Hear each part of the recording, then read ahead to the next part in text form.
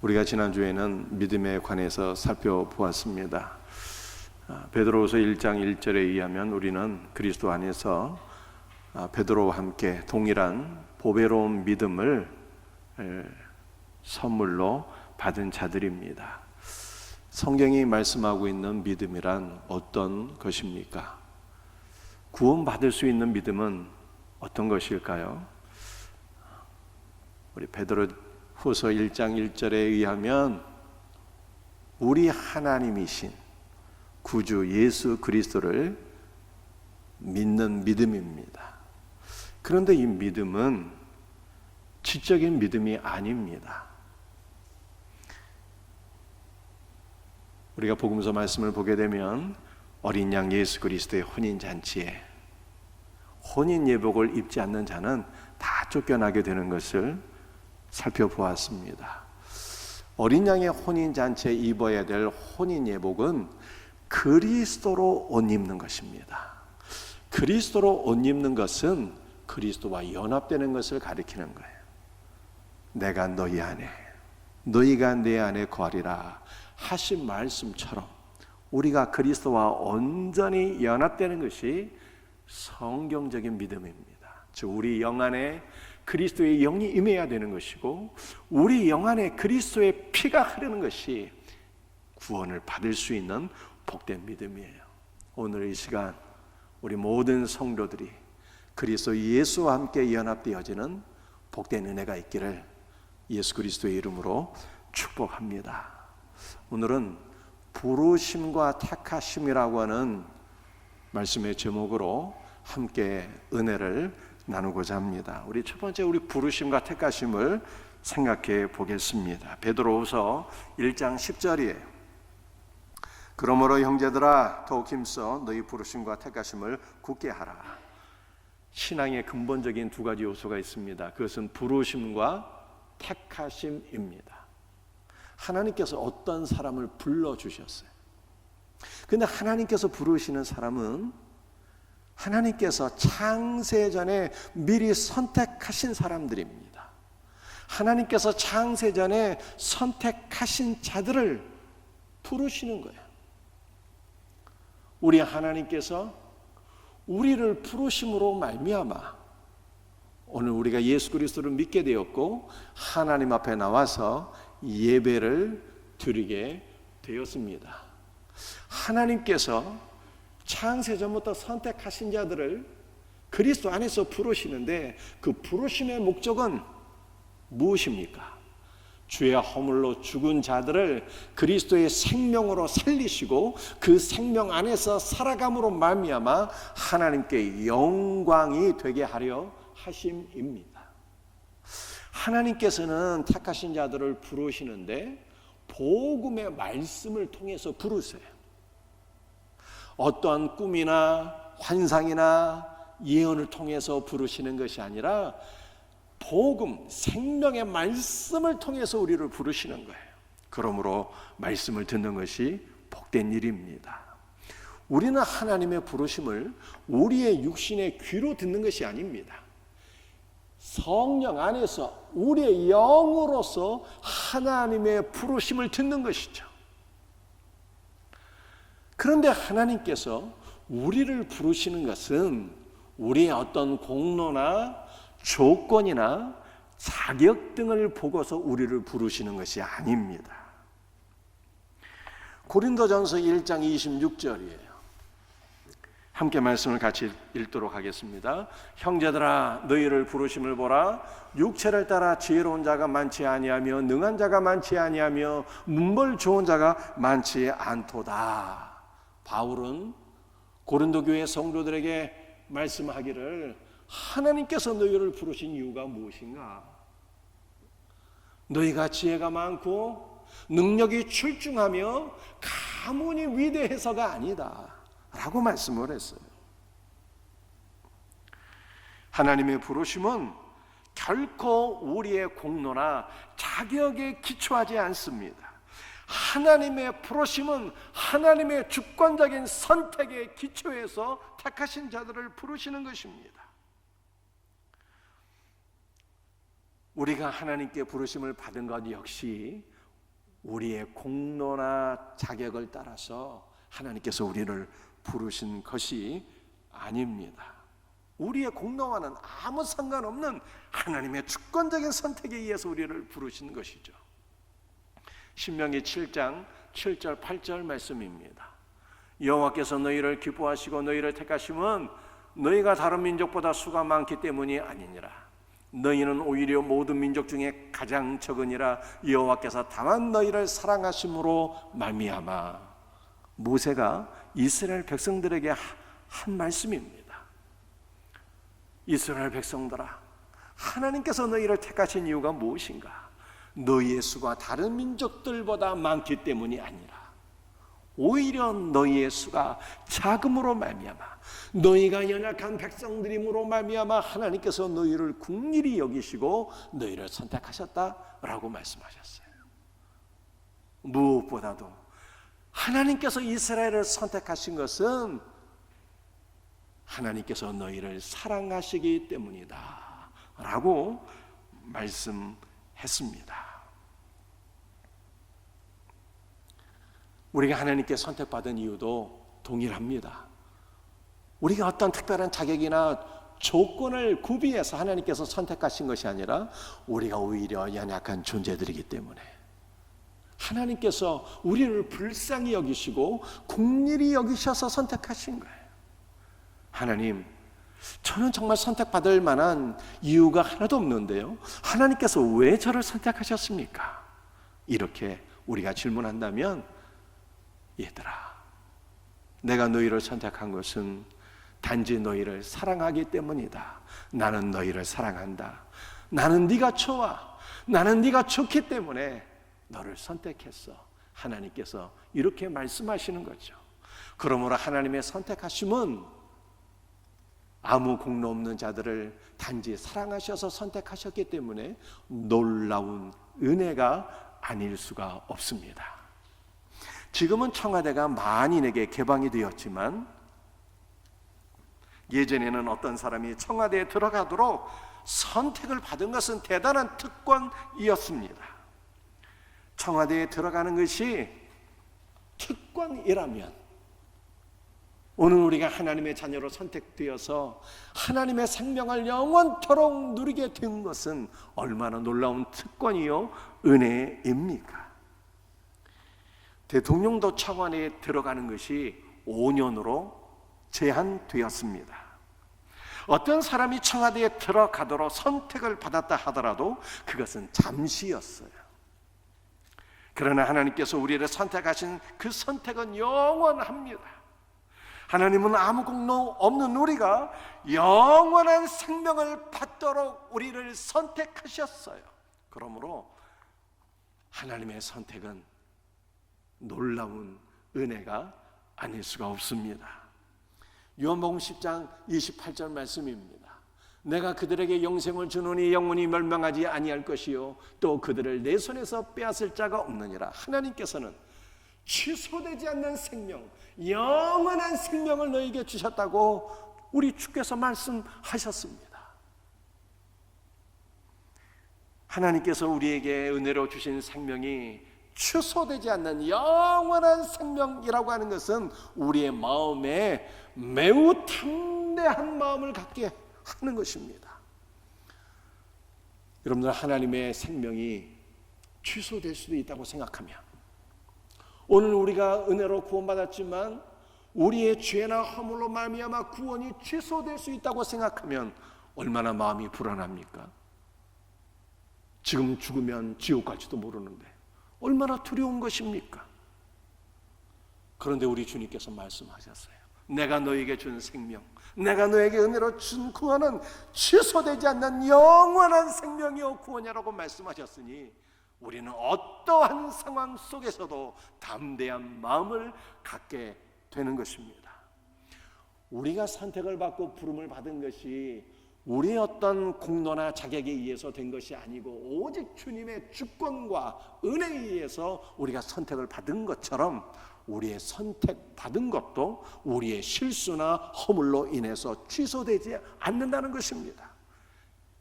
이것은 매우 우리에게 담대함과 감사함을 주는 것이죠.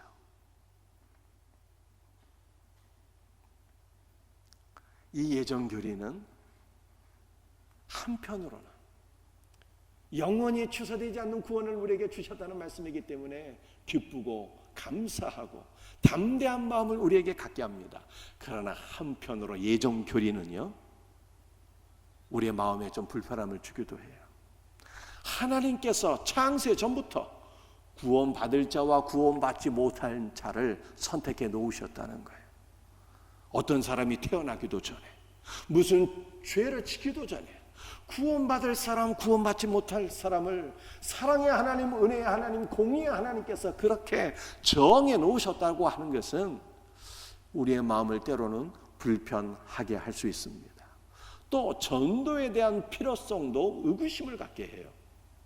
어차피 구원받을 사람이 따로 정해져 있다면 왜 우리가 기도하고 전도를 해야 되는 것이지?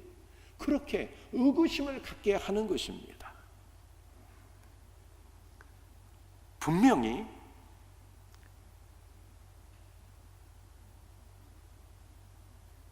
예정교리는 우리에게 한편으로는 담대함과 감사한 마음을 주기도 하지만 또 한편으로는 여러 가지 질문과 의구심을 우리들에게 가져다 주는 것입니다. 여러분들, 신학적인 논리적인 순서는요, 선택과 부르심이에요.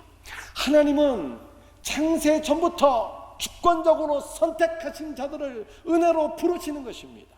그런데 오늘 본문 말씀을 보게 되면 순서가 바뀌어져 있어요. 베드로후서 1장 10절 말씀을 다시 한번 보시기 바랍니다. 부르심과 선택이라고 말씀하고 있어요. 부르심과 선택이에요. 이것은 부르심에 믿음으로 반응하는 자가 진정으로 하나님께 선택을 받은 자라고 하는 것입니다. 믿음으로 부르심을 받지 못한 자들은 선택받지 못한 자라고 하는 것이죠. 여러분들, 이것이 어떠한 의미가 있는 것인지 좀 더 말씀을 우리 깊이 생각해 볼 수 있도록 하겠습니다. 호세아 1장 2절이에요. 호세아 1장 2절, 여호와께서 호세에게 이르시되 너는 가서 음란한 여자를 맞이하여 음란한 자식들을 낳아라. 이 나라가 여호와를 떠나 크게 음란함이니라 하시니라. 하나님께서 선지자 호세에게 말씀하시기를 너는 음란한 여자에게 장가들어 자식을 낳으라고 그렇게 말씀하셨어요. 그 음란한 여자의 이름은 고멜이었습니다. 여러분들, 선지자 호세아의 이름의 뜻은요, 구원이에요. 즉 이 호세아의 이름을 할라어로 바꾸게 되면 예수예요. 예수. 호세아는 예수님을 가리키는 사람입니다. 그런데 고멜의 이름의 뜻은요, 실패하다라고 하는 뜻이에요. 실패하다. 여러분들, 뭐가 성공한 사람의 인생일까요? 구원이신 예수 그리스도를 만나서 예수 그리스도와 믿음으로 연합된 인생이 가장 복된 인생이며 가장 성공한 성도의 삶인 것을 믿으시길 바랍니다. 반면에 실패한 것은 이 땅에서 아무리 성공하고 위대한 삶을 산다 할지라도 우리의 구원이신 예수 그리스도를 만나지 못하고 예수 그리스도를 부인하며 예수 그리스도를 떠난 자는요, 가장 실패한 인생을 사는 것입니다. 이것이 호세아 1장 2절의 말씀이에요. 여러분들, 고멜은 예수 그리스도를 부인하고 우상 숭배에 빠졌던 북이스라엘을 가리키는 것입니다. 우리가 호세아서 1장 9절 말씀을 한번 읽어보겠어요. 여호와께서 이르시되 그의 이름을 로암이라 하라. 너희는 내 백성이 아니요 나는 너희의 하나님이 되지 아니할 것임이니라. 선지자 호세아가 하나님의 말씀을 따라서 음란한 여자 고멜과 더불어서 결혼하여서 자식들을 낳았습니다. 3명의 자식들을 낳았는데요, 첫째 아들의 이름은 이스르엘이었어요. 둘째는 로로하마였습니다. 셋째는 로암이었어요. 그런데 여러분들, 말씀 한번 잘 생각해 보시길 바랍니다. 이스라엘 백성들은 아브라함의 후손이잖아요. 이것은 선민, 선택받은 백성이라는 뜻입니다. 이스라엘은 분명히 선택받은 하나님의 백성이었습니다. 그런데 이스라엘 백성들이 비록 선택받은 하나님의 백성들이었을지라도 그들이 하나님의 부르심에 믿음으로 반응하지 않게 되었을 때에 예수 그리스도를 불신하고 하나님을 떠나서 우상 숭배에 빠지게 되었을 때 하나님께서 이렇게 말씀하셨다는 것입니다. 너희는 내 백성이 아니라 로암니, 너희는 나의 택한 백성이 아니라고 그렇게 말씀하신 거예요.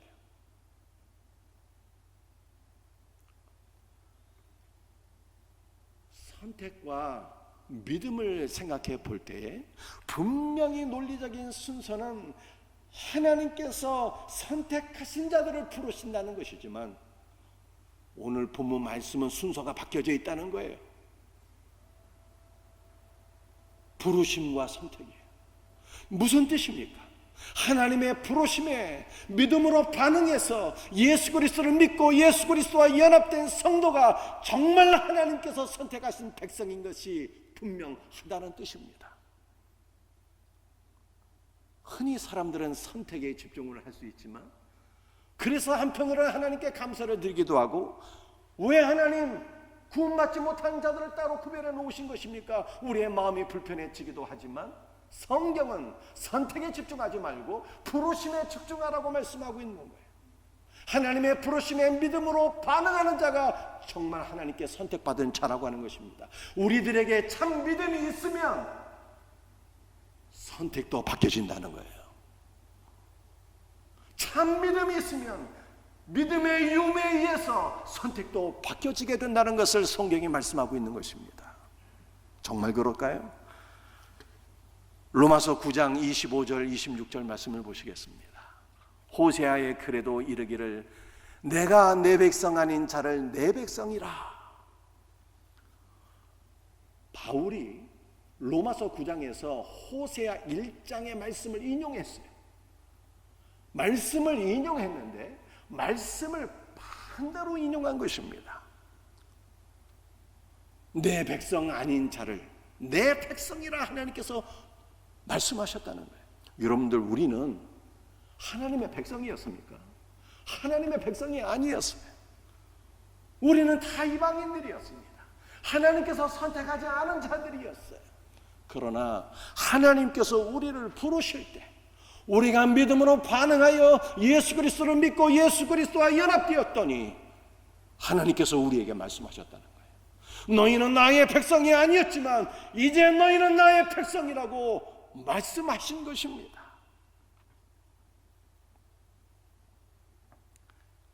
성경은 하나님의 부르심에 대해서 우리가 믿음으로 반응할 때 얼마든지 하나님의 선택은 바뀔 수 있다고 우리에게 말씀하고 있는 것입니다.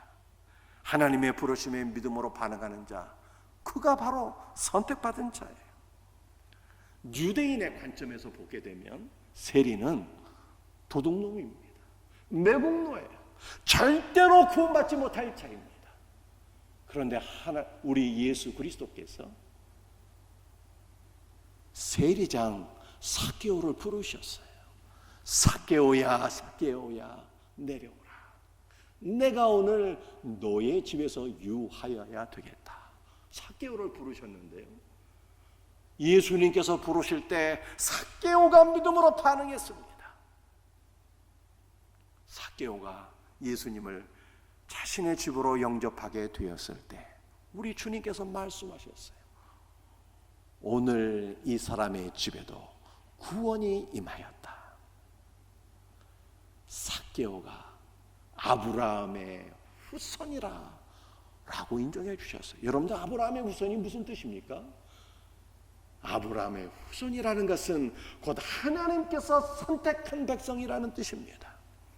믿음으로 예수 그리스도를 영접한 삭개오에게 구원이 임했다 말씀하셨고, 삭개오가 선택받은 하나님의 백성이라고 말씀하셨어요. 여러분들, 우리는 믿음이 중요한 거예요. 믿음에 주목하셔야 됩니다. 여러분들, 제가 지난주에 믿음에 대해서 뭐라고 설명드렸습니까? 믿음은 하나님께서 우리에게 주시는 거예요. 하나님의 선물이에요. 우리는 믿음을 받는 것입니다. 여러분의 믿지 않는 가족들을 기억하시길 바랍니다. 믿음이 없는 가족들에게, 아직 믿지 않는 우리의 이웃들에게 우리 주님께서 믿음을 주시도록 그렇게 기도하셔야 돼요. 후회 주시고 꾸짖지 아니하시는 우리 하나님께 믿음을 구할 수 있기를 바랍니다. 구하면 주시고 찾는 이가 얻게 하시고 문을 두드리는 이에게 주시는 우리 하나님께 믿음을 구하시기를 바랍니다. 믿음이 중요한 거예요. 믿음을 갖게 되면 하나님의 선택은 얼마든지 바뀔 수 있다고 성경이 말씀하고 있어요.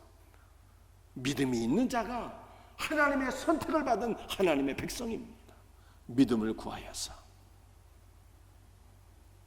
우리 모두가, 우리의 가족이, 우리의 모든 이웃과 친구들이 믿음의 사람이 되어서 하나님의 백성으로 세워지는 놀라운 역사가 일어나기를 주 예수 그리스도의 이름으로 축복합니다.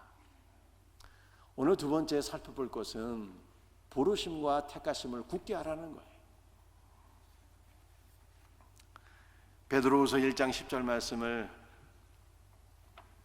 함께 읽어보도록 하겠습니다. 그러므로 형제들아 더욱 힘써 너희 부르심과 택하심을 굳게 하라. 부르심과 택하심을 굳게 하라는 것은 구원의 확신을 가지라는 뜻입니다. 사랑하는 성도들이여, 제가 여러분에게 질문합니다. 구원의 확신이 있으신가요?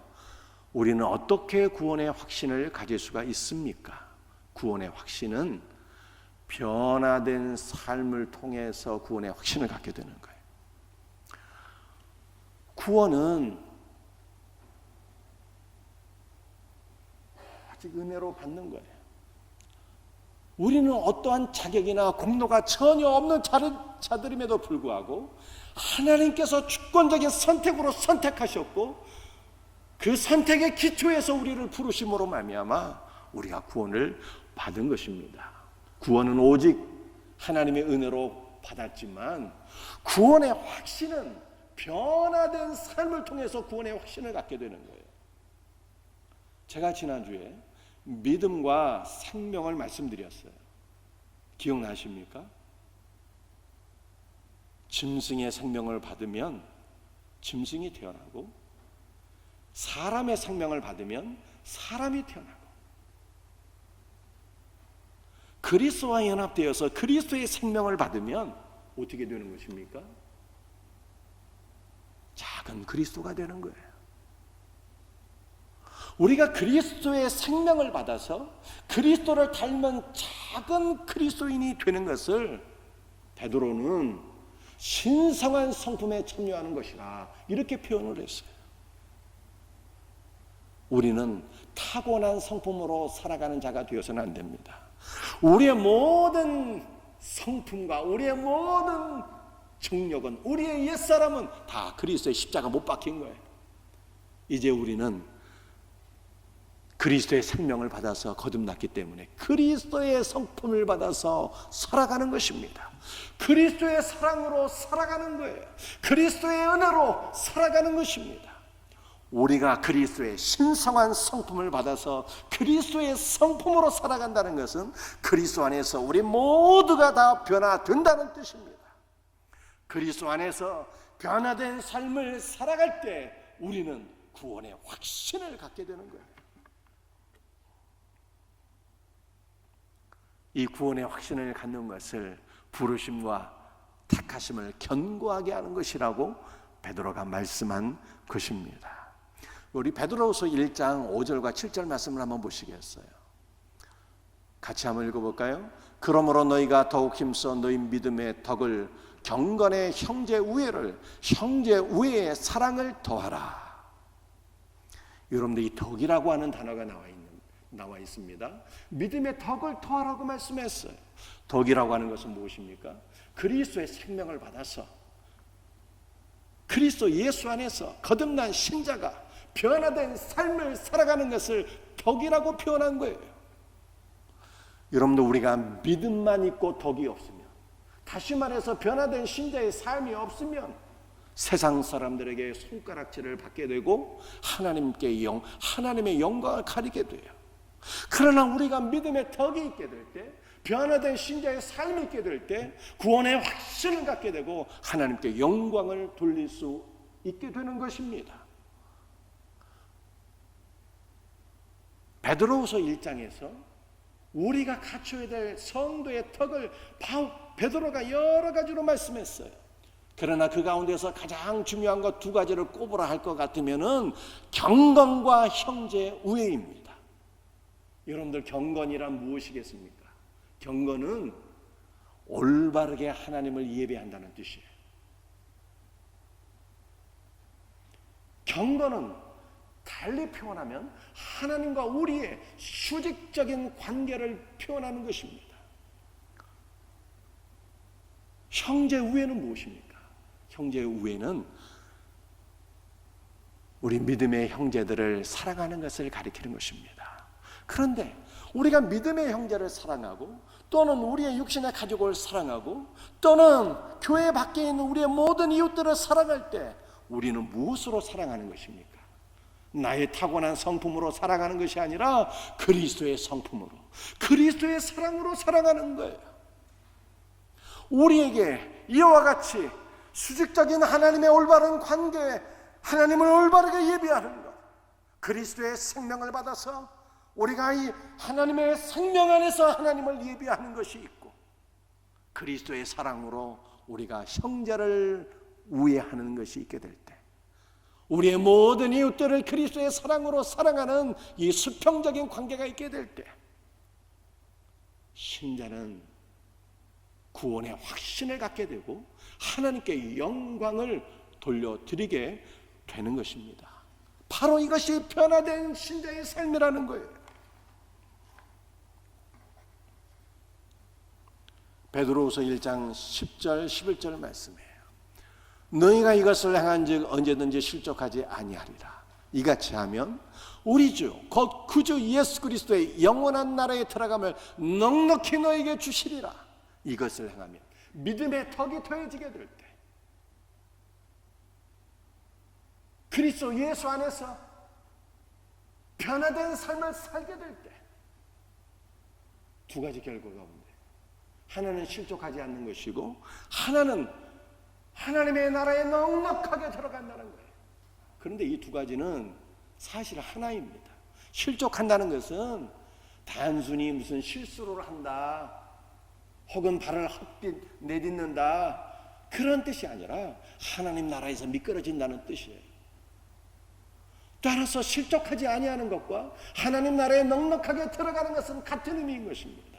우리에게 믿음의 덕이 더해지게 될 때, 그리스도 예수의 생명 안에서 변화된 삶을 살게 될 때 우리는 구원의 확신을 갖게 된다는 거예요.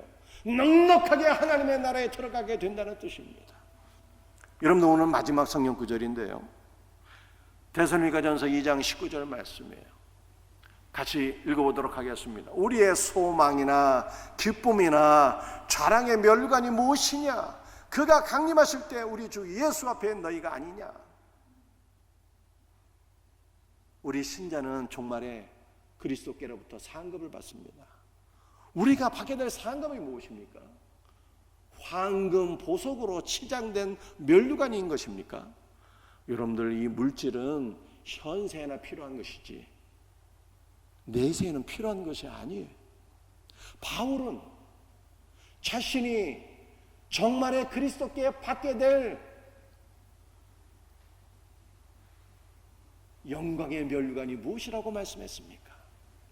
나의 소망, 나의 기쁨, 나의 자랑의 면류관은 너희가 아니냐, 이렇게 말씀했어요. 데살로니가 교회 성도들이 바울의 면류관이라는 거예요. 여러분들, 이것이 무슨 뜻이겠습니까? 바울이 주님의 부르심을 받아서 천국 문 앞에 들어가게 되었습니다. 그때 많은 성도들이 예수님께 바울에 대해서 증언했어요. 예수님, 제가 믿음을 갖게 된 것은 바울이 증거한 복음을 들었기 때문입니다. 예수님, 주님도 아시다시피 제 마음이 원래는 심히 강팍하고 교만하고 저의 마음이 닫혀져 있었는데 저의 마음이 활짝 열려서 예수 그리스도를 영접하게 된 것은 바울의 눈물의 기도와 사랑과 수고와 섬김 때문이었습니다.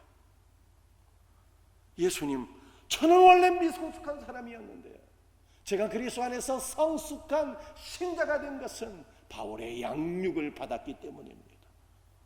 천국문 앞에서 한결같이 많은 신자들이 바울이 신실한 그리스도의 종임을 인정했다는 거예요. 고백했다는 것입니다. 여러분들, 바울은 원래 어떤 사람이었습니까? 원래 죄인 중에 괴수였어요. 그는 공로가 있어서 구원받은 자가 아니었습니다. 전적인 그리스도의 은혜로 구원받았어요. 그러나 구원받은 이후에, 은혜로 구원받은 이후에 바울의 믿음의 덕이 더해지게 되었을 때, 바울에게 변화된 삶이 있게 되었을 때, 그는 넉넉하게 그리스도의 나라에 들어가게 되었다는 거예요. 많은 사람이 바울은 진실한 그리스도의 종이라고 인정했다는 것입니다. 그에게 변화된 삶이 있었다는 거예요. 여러분들은 어떻습니까? 믿음의 덕이 있으신가요? 그리스도의 성품으로, 그리스도의 사랑으로 살아가고 있습니까? 우리가 천국문 앞에 서게 될 때 많은 성도들이 우리에 대해서 증언해 줄 수가 있을까요? 예수님, 저는 생명생교회 장로님, 권사님, 우리 집사님들의 사랑과 기도와 위로와 섬김 때문에 힘들고 어려울 때마다 제가 용기를 얻고 회복되게 되었습니다. 예수님, 저는 생명생교회 담임 목사 여러 교육자들이 증거하는 말씀의 은혜를 받아서 구원의 확신을 갖게 되었습니다. 저들은 모두 신실한 그리스도의 종들입니다 라고 이렇게 인정해 줄 분들이 과연 있을까요? 없다면 어떻게 해야 되는 것입니까? 없다면 지금부터 준비해야 되는 거예요. 지금부터 우리의 믿음의 덕이 쌓여져야 되는 거예요. 그리스도의 생명 안에서 변화된 삶을 살아야 된다는 것입니다. 그리스도의 생명 안에서 하나님을 올바르게 예배해야 되는 것이죠. 영과 진리로 예배해야 되는 거예요. 하나님과 수직적인 관계에서 올바른 신자가 되어야 되는 것입니다. 수평적으로 나의 타고난 성품으로 사는 것이 아니라 그리스도의 성품으로, 그리스도의 사랑으로 이웃들을 사랑하고 모든 형제를 끌어안고 품고 사랑하고 섬기는 자들이 되어야 되는 것입니다.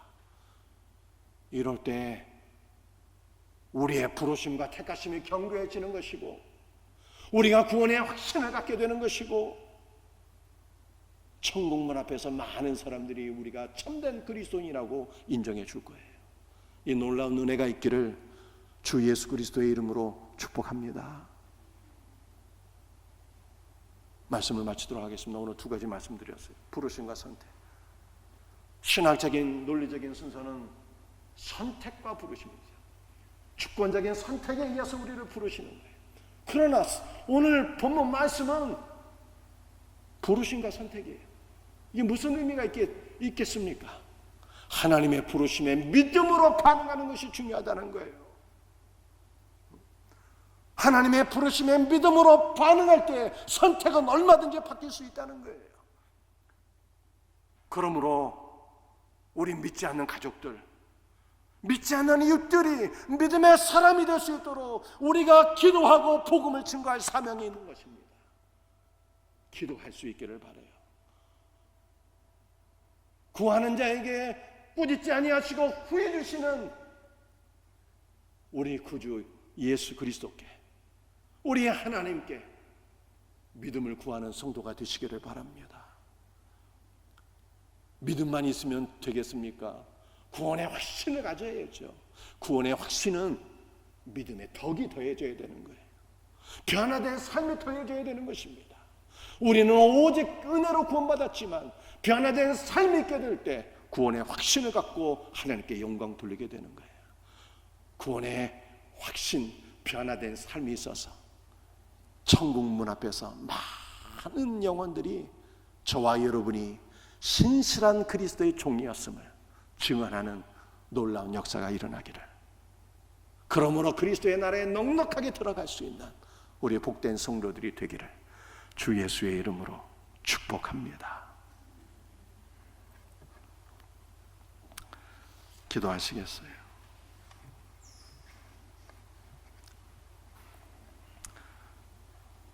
주님 감사합니다. 주님의 부르심에 믿음으로 반응한 자가 되게 하여 주옵소서. 우리 믿지 않는 가족들, 믿지 않는 이웃들에게 믿음을 주옵소서. 믿음의 덕이 더해지기를 원합니다. 변화된 삶이 있어서 구원의 확신을 갖게 하시고 하나님께 영광 되게 하옵소서. 주 예수의 이름으로 감사하며 기도드립니다.